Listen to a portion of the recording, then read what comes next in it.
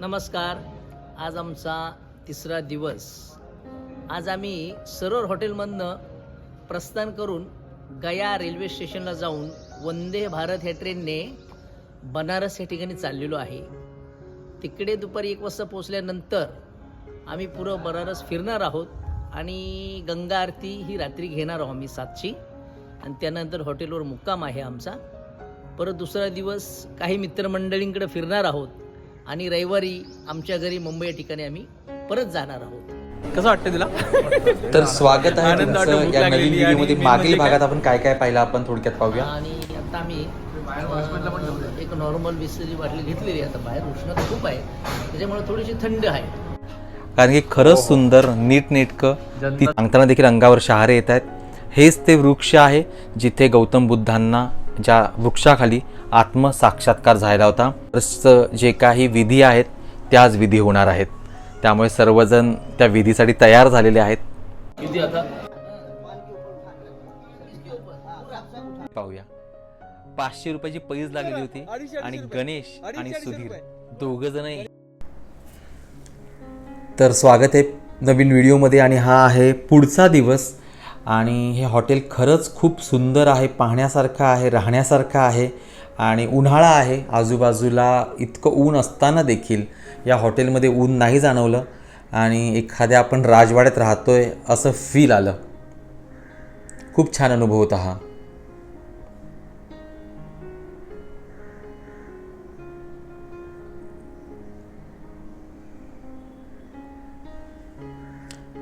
हे हॉटेल सोडताना थोडंसं वाईट देखील वाटतं आहे. एक सांगायचं तर जितकं सुंदर हॉटेल आहे तेवढं सुंदर ह्या ठिकाणचं जेवण आणि ब्रेकफास्ट आहे. खूप व्हरायटीज मिळाल्या पाहायला आणि खायला.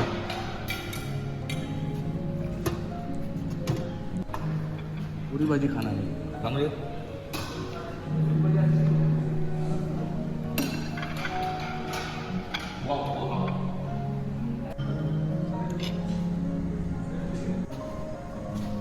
वास नाश्ता करतो सर.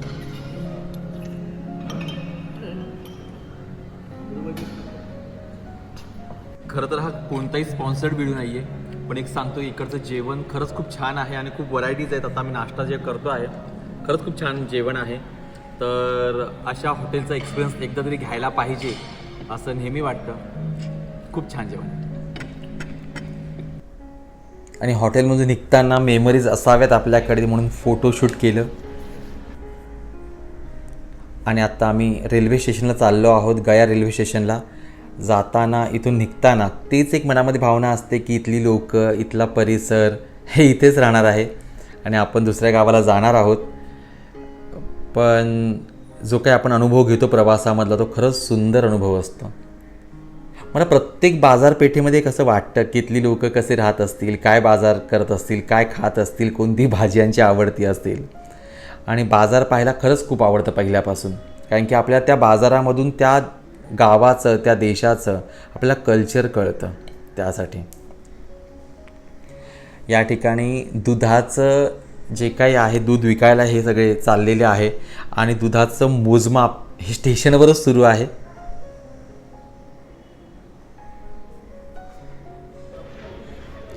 वंदे भारत ट्रेनचा प्रवास आहे आणि आम्ही सर्वजण म्हणजे मी तरी पहिल्यांदा प्रवास करतो आहे वंदे भारतमधून, या ट्रेनमधून. आणि अतिशय सुंदर एक अनुभव आहे हा. एक्साइटमेंट तेवढीच आहे की खूप ऐकलं आहे वंदे भारतबद्दल. आणि आतमध्ये गेल्यानंतर तो अनुभव आलाच की खूप छान, क्लीन, नीट, व्यवस्थित सर्व आहे. आपण कुठे इकडे का?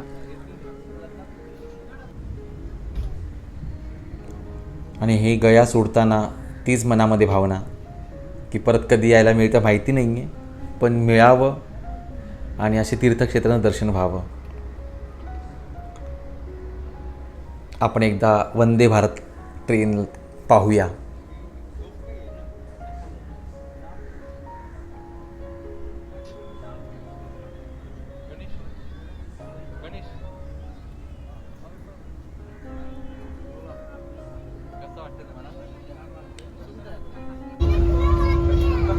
आत्ताच्या गाडीत प्रवास करत आहोत ती गाडी वंदे भारत गया टू बनारस जंक्शन.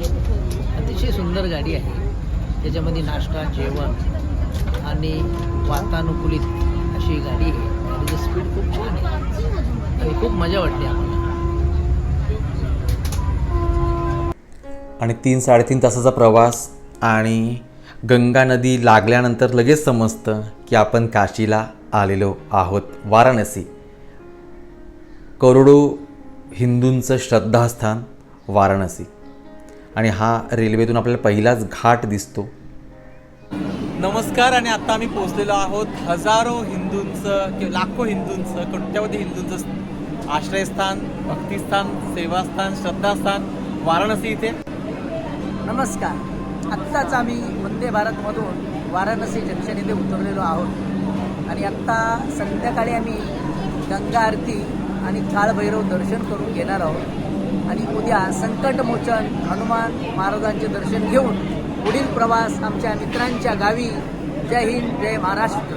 आणि हा प्रवास करायचा आहे, दर्शन तुमच्या सर्वांना करायचं आहे आमच्याबरोबर. भोलेनाथ बाबा की जय. आणि वाराणसीला आल्याचा आनंद सर्वांना आहे. चाललेलो आहे. एक सुंदर रिक्षा आहे जी या इलेक्ट्रॉनिक रिक्षामध्ये आहे. बसल्यानंतरचा सुंदर अनुभव पहा. गुडगुडी. हे रिक्षामध्ये बसून आम्ही चाललेलो आहे. आमच्या बॅगा ठेवायला सुद्धा जागा नाही अशी रिक्षा आहे. बघा किती सुंदर. आणि हा प्रवास करायला खूप आनंद वाटतो. Play by ESP Drive.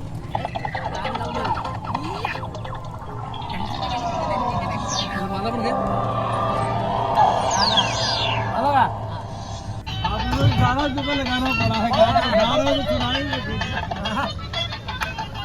आणि असं स्वागत झालं आमचं ह्या गाण्याने. हा, सुंदर गाणं लावा. मला पण तेच झालं पाहिजे. हा.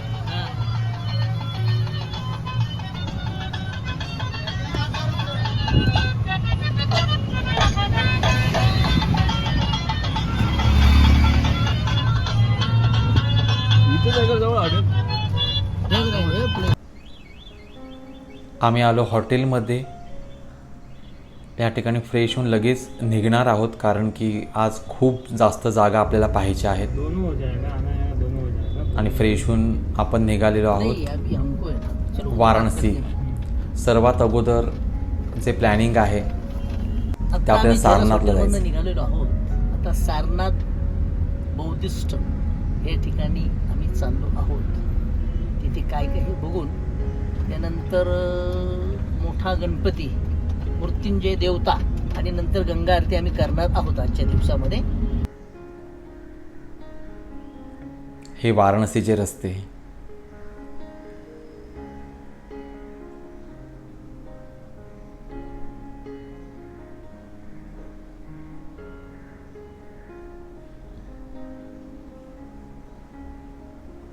आणि हे सारनाथच्या मंदिरामध्ये आलो. 2 मंदिरं आहेत. एक जरा आधी बनवलेलं आहे आणि एक आत्ता नवीन मॉडिफाय केलेलं आहे. नवीन बनवलेलं मंदिर आहे.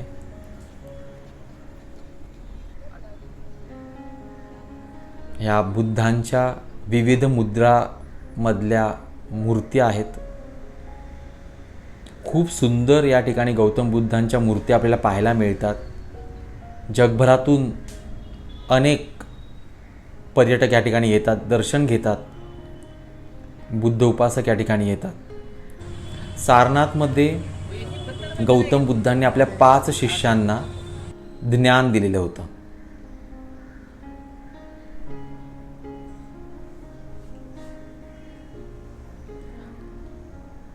यातली भरपूर मंदिरं जी आहेत ती श्रीलंकेमधले जे राजे आहेत त्यांनी बनवलेली आहेत. ही मूर्ती पाहताना खरंच खूप शांत वाटलं. हे लाफिंग बुद्ध. ही एक अजून सुंदर मूर्ती काळ्या पाषाणामधली. आणि ही 108 फुटाची बुद्ध मूर्ती आहे.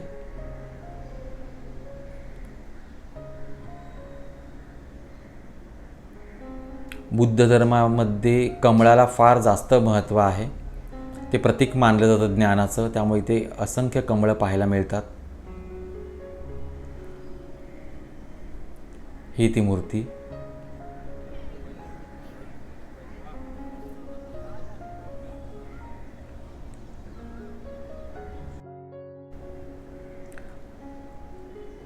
खूप सुंदर सुंदर शिल्प या ठिकाणी पाहायला मिळतात.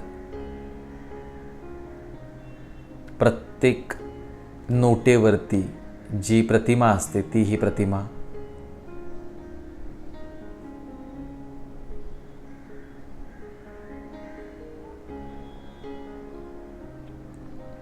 हे एक मंदिर जे आहे हे मंदिर श्रीलंकेच्या राजाने बांधलेलं आहे. साधारणपणे 1930-40चा कालावधी सांगितला जातो. नंतर ते मंदिर जे आहे त्याला परत मॉडिफाय करण्यात आलं आणि आतमध्ये गेल्यानंतर ही सुवर्ण रूपातली ही बुद्ध प्रतिमा, सारनाथचं जे मुख्य मंदिर आहे ते हेच मंदिर मानलं जातं. हे मंदिर पाहताना खरंच एक वेगळं शिल्प पाहिल्याचा आनंद मिळतो. खूप शांत जागा आहे आणि हे मंदिर पाहण्यात खूप वेळ आपला लागतो. इतकं सुंदर शिल्प आहे.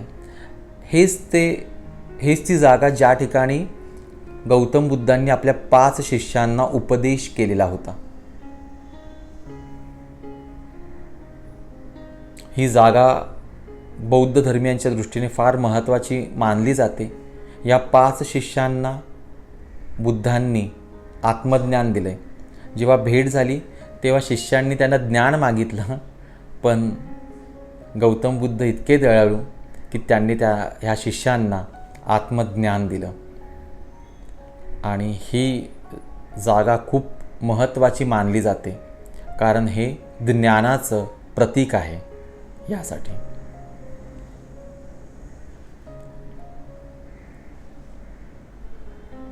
खरंच कधी वाराणसीला गेलात तर सारनाथला नक्की जा. इतकं अप्रतिम या ठिकाणी अनुभव तुम्हाला येईल.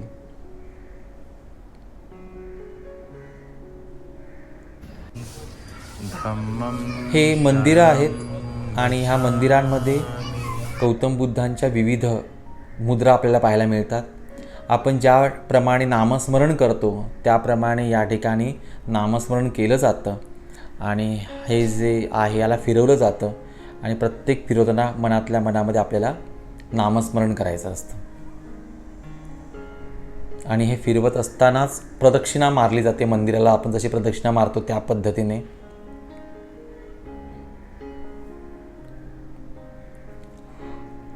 ही ती मंदिरं आहेत की जिथे गौतम बुद्धांच्या असंख्य मुद्रा असणाऱ्या मूर्ती आहेत. आणि हे पाहताना देखील प्रत्येक मुद्रेविषयी तिथला गाईड समजून सांगतो आपल्याला.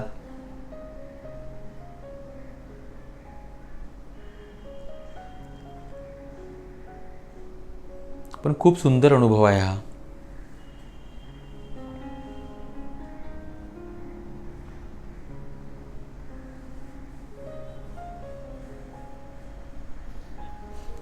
हे बुद्ध धर्माचं परमपवित्र मानलं गेलं स्तूप आहे.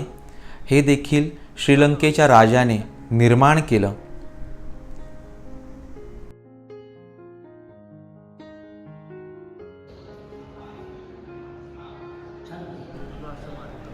हे 2 मूर्ती ज्या आहेत त्यापैकी एक बुद्ध जे जन्माला येऊन गेलेले आहेत आणि दुसरे बुद्ध जे जन्माला येणार आहेत असं सांगितलं गेलेलं आहे. तर डाव्या बाजूचा जो काही बुद्ध आहे ते जन्माला येऊन गेले आहेत आणि उजव्या बाजूला जे आहे ते जन्माला येणार आहेत. इतकं निसर्ग सौंदर्य आहे, इतकं छान वाटतं की मोर देखील आपल्याला पाहायला मिळाला.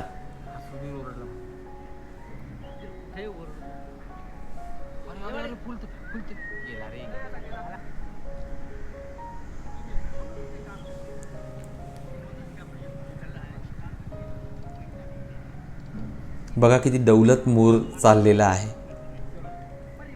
आता सारनाथचं दर्शन झाल्यानंतर आपण चाललेलो आहोत काशी विश्वेश्वराच्या मंदिरामध्ये आणि गंगा आरती पाहण्यासाठी.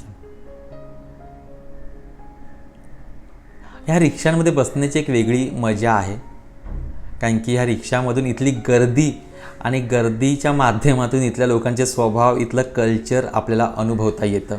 त्यासाठी खूप अरुंद रस्ते आहेत आणि ट्रॅफिक प्रचंड होते. त्यामध्ये जगभरातून भाविक दर्शनासाठी येतात. हा जो रस्ता आहे हा काशी विश्वेश्वराला जातो मंदिराला आणि गंगेकडे जातो, ज्या ठिकाणी गंगा आरती होते. हे बघा गंगा घाट लिहिलेला आहे. आणि हाच सतत गजबजलेला रस्ता आणि आपण आलेलो आहोत गंगा आरती करण्यासाठी. पण हे सर्व आपण पुढच्या व्हिडिओमध्ये पाहणार आहोत. पुढचा व्हिडिओ नक्की पहा. धन्यवाद.